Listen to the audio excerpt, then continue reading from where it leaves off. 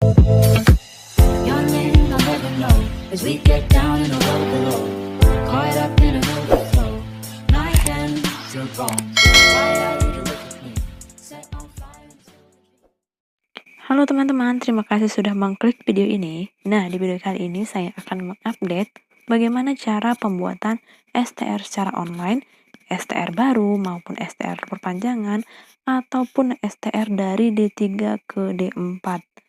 Jadi, pada penasaran kan? Tapi sebelum kita ke videonya, lebih baik teman-teman tekan dulu tombol subscribe di bawah dan bunyikan notif loncengnya.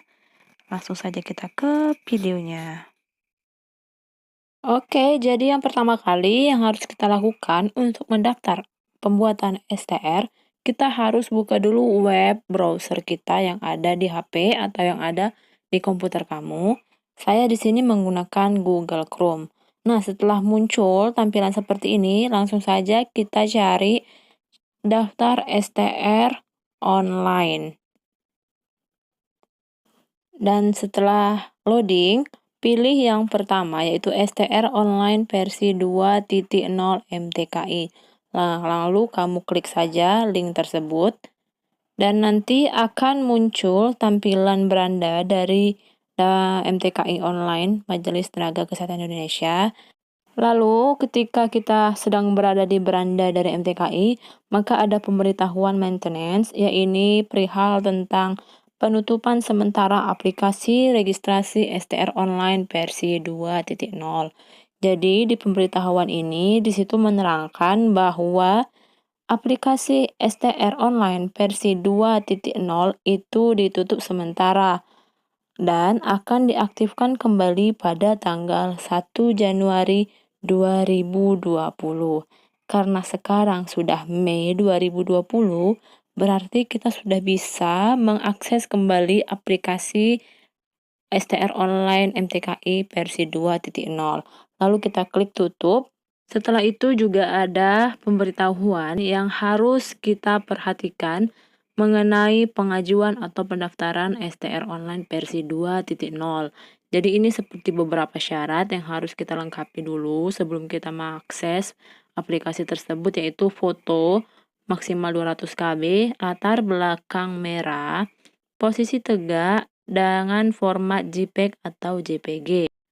Dan di persyaratan yang kedua, kita juga harus menyiapkan KTP dengan ukuran maksimal 1 MB dengan format PNG, JNG, atau JPEG seperti ini ya teman-teman. Teman-teman boleh lihat KTP saya.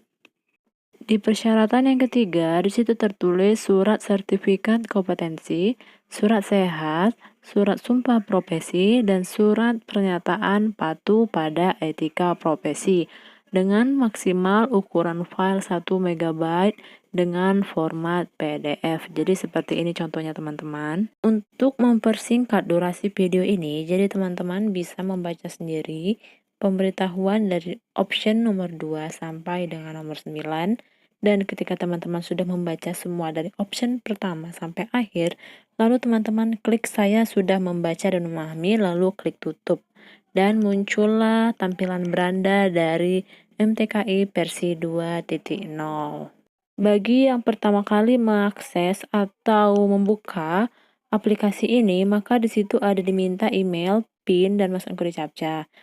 Kalau teman-teman belum punya PIN, maka klik belum punya PIN, lalu masukkan semua data yang diminta. Ketika muncul tampilan seperti ini, kita masukkan email yang aktif. Ingat teman-teman, email yang aktif.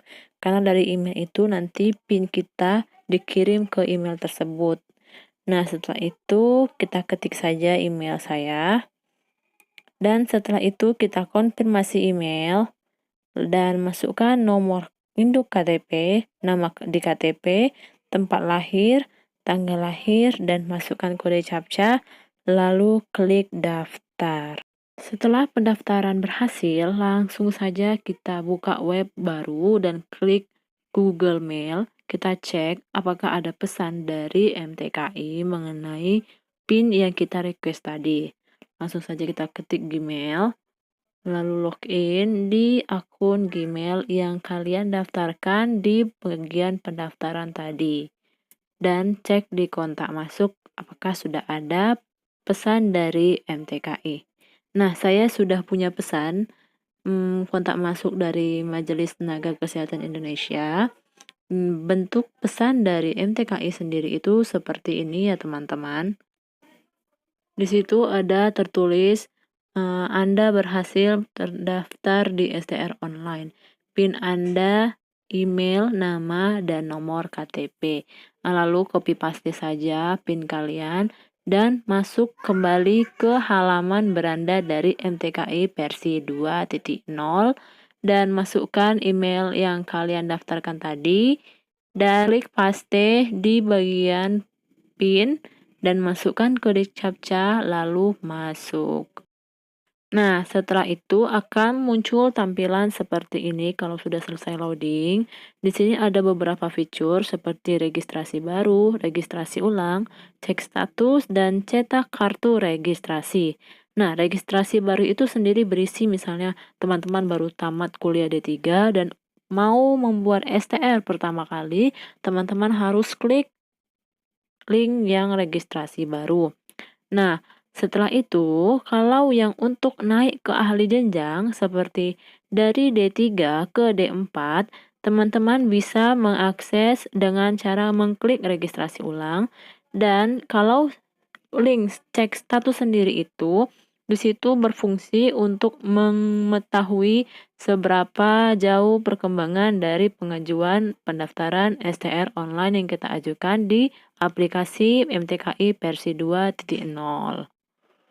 Nah, berhubung saya ingin membuat STR naik level, yaitu dari STR D3 ke D4, berarti kita harus mengklik bagian registrasi ulang.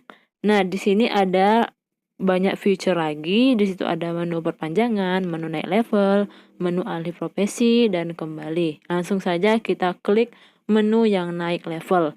Nah, langsung ada muncul tampilan seperti ini. Di sini kayak ada pengisian biodata kita, tempat tanggal lahir, tempat lahir, dan nomor STR. Kita isi saja langsung nama saya menggunakan huruf kapital Dian Pertiwi. Lalu saya mengisi tempat lahir saya. Jadi saya itu asal dari Bagan Batu. Bagan Batu itu ada di salah satu provinsi Riau. Dan saya lahiran tahun 1996. Masih muda ya. Jadi masih nona-nona. Nah, setelah kita pilih tanggal, kita masukkan nomor STR kita yang lama. Jadi, masukkan nomor STR D3 kita. Oh ya, teman-teman, jadi untuk pengisian nomor STR itu hanya dimasukkan 7 digit terakhir pada nomor STR. Jadi, ini seperti ini foto STR saya yang lama. Pilih 7 terakhir nomor STR tersebut. Nah, ketika teman sudah mengisi semua data-data yang diminta, baik nama, tempat lahir, tanggal lahir, dan nomor STR, langsung saja teman-teman klik kirim. Nah, setelah itu muncul tampilan pemilihan data diri, yaitu pemilihan data diri dari Dukcapil atau pemilihan data diri dari STR lama. Jadi kita harus memilih salah satu option dari data diri tersebut.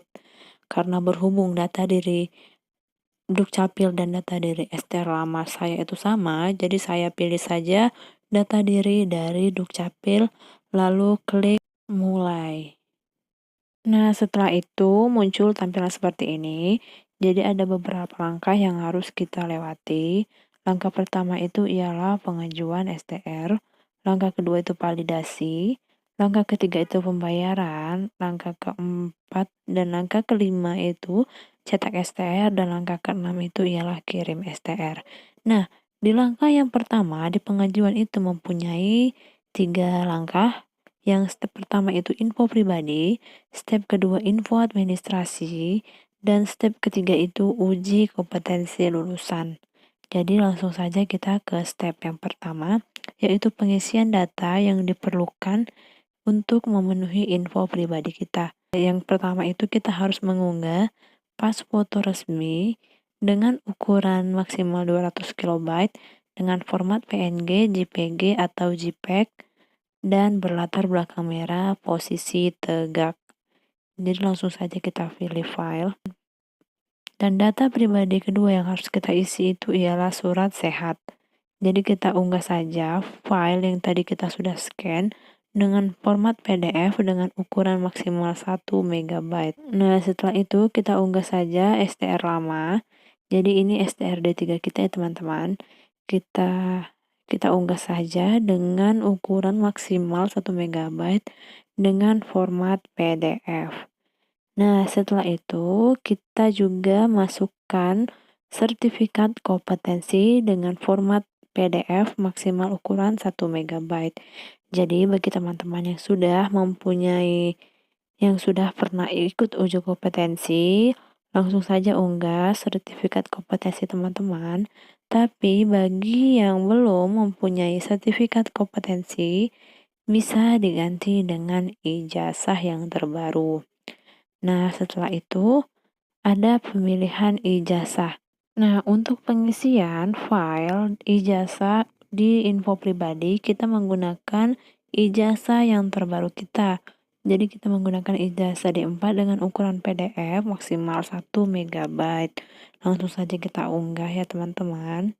Setelah semua file yang diperlukan sudah kita unggah, lalu kita pilih provinsi. Jadi saya pilih provinsi yang sesuai di KTP saya, yaitu Provinsi Riau. Lalu saya masukkan nomor induk KTP saya, dan saya juga memasukkan nomor NPWP saya. Setelah itu, kita juga harus melengkapi detail kelahiran Anda. Di situ sudah terisi otomatis tempat lahir, tanggal lahir, dan jenis kelamin. Lalu kita masukkan detail alamat rumah. Nah, untuk pengisian detail alamat rumah ini sendiri, kita mengisi sesuai dengan alamat yang di KTP teman-teman ya. Nah, setelah semua detail alamat rumah yang sesuai KTP kita semua sudah isi, langsung saja kita ke korespondensi. Di sini ini alamat tempat tinggal kita sekarang. Kalau seandainya alamat tempat tinggal kita sekarang itu sesuai dengan alamat KTP kita cek saja alamat korespondensi sama dengan alamat rumah. Tetapi bagi-bagi teman-teman yang tidak tinggal sesuai dengan KTP, misalnya merantau atau sementara kuliah lanjut S2, bisa diisi sesuai alamat teman-teman yang sekarang. Nah, kalau saya berhubung alamat tempat tinggal saya sekarang itu berbeda sama alamat KTP, jadi saya harus mengisi alamat korespondensi saya. Jadi kita lengkapi saja apa semua yang diminta dari menu korespondensi ini, alamat korespondensi, provinsi, kabupaten, kecamatan, kelurahan, RT, kode pos, kita isi semua dengan alamat yang domisili sekarang. Sebelum kita melanjutkan ke step yang kedua, jadi kita harus mencek dulu data pribadi kita dari tadi pengunggahan, lalu data kelahiran, lalu data alamat rumah, dan data korespondensi itu semua benar, lalu kita klik lanjut untuk menuju ke tahap selanjutnya. Nah, sekarang kita sudah berada di step yang kedua, yaitu info administrasi. Di pertanyaan yang pertama, di situ apakah Anda sudah bekerja? Saya pilih sudah bekerja. Lalu tempat kerja Anda itu di mana? Di puskesmas. Dan saya pilih status tempat kerja itu di bagian pemerintahan. Nama tempat kerja, jadi puskesmas, nama puskesmas saya ketik saja manual. Lalu setelah itu saya isi juga alamat tempat kerja saya. Lalu saya isi provinsi tempat kerja, kabupaten tempat kerja, telepon kantor, dan ekstensi telepon kantor saya tidak isi, dan itu juga tidak apa-apa kalau tidak diisi, tidak diharuskan. Setelah itu isi status pegawai, saya pilih status PNS. Lalu kita isi pendidikan. Jadi yang pertama itu yang ditanya jenis pendidikan, di situ ada pilihan. Lalu kalian pilih saja pendidikan dalam negeri. Lalu negara pendidikan, pilih negara Indonesia dan pilih jenjang pendidikan di atas atau sama dengan D3. Lalu kalian pilih asal perguruan tinggi teman-teman. Dan di sini saya memilih perguruan tinggi D4 saya, dan lalu masukkan nomor ijazah terakhir dan tanggal ijazah teman-teman. Setelah itu masukkan profesi, saya pilih saya bidan, lalu kompetensi saya pilih bidan D4, dan subkompetensi saya kosongkan. Sama halnya seperti step pertama, sebelum kita melanjutkan ke step ketiga, kita harus mengecek kembali kebenaran data yang sudah kita isi di step kedua ini. Nah, setelah benar, lalu kita klik saja lanjut. Nah, sekarang kita sudah berada di step ketiga, yaitu tentang uji kompetensi lulusan. Di sini sudah ada dinyatakan apabila belum melakukan uji kompetensi, maka isi dengan nomor ijazah. Jadi ketika teman-teman belum pernah ikut UKOM dan nomor sertifikat kompetensi, isi saja dengan nomor ijazah terakhir teman-teman atau nomor ijazah D4. Nah, lalu tanggal sertifikat kompetensi itu diisi dengan tanggal keluarnya ijazah teman-teman.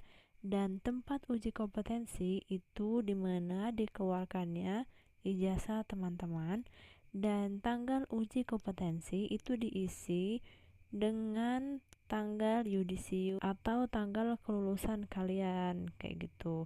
Nah, setelah data semua sudah terisi dengan benar, lalu kita klik saja selesai. Setelah langkah pertama selesai, maka muncul tampilan seperti ini, yaitu inform konsen validasi data pemohon, yang berisi data tersebut di atas adalah data yang akan tampil pada STR apabila terdapat kesalahan pada STR yang telah terbit, bukan merupakan tanggung jawab Sekretariat Konsil Tenaga Kesehatan Indonesia.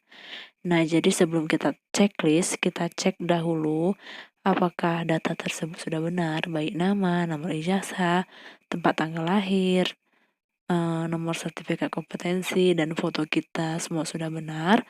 Langsung saja kita klik centang dengan ini saya menyatakan setuju dengan ketentuan di atas, menyatakan data saya sudah benar, lalu kita klik selesai. Nah, jadi pengajuan STR online dari D3 ke D4 yang kita ajukan itu sudah selesai. Kita hanya tunggu email atau kita bisa cek dari menu yang tadi, yang paling pertama tadi, yaitu menu cek status. Di sini ada pemberitahuan data usulan registrasi STR online yang saudara buat telah kami terima. Permohonan Anda sedang menunggu validasi dan keabsahan data oleh organisasi pusat. Jika saudara menerima informasi melalui email data terdapat kesalahan, maka dilakukan perbaikan secepatnya. Nah, jadi kita tunggu saja. Dan saya sendiri, saya hanya memerlukan waktu 4 hari dari pengusulan, dari pengajuan STR, dan saya cek lagi di MTKI versi 2.0, saya cek status, di situ sudah ada pemberitahuan seperti ini, yang berisi permohonan Anda sudah disetujui. Registrasi Anda telah disetujui, silakan melakukan pembayaran dengan detail sebagai berikut.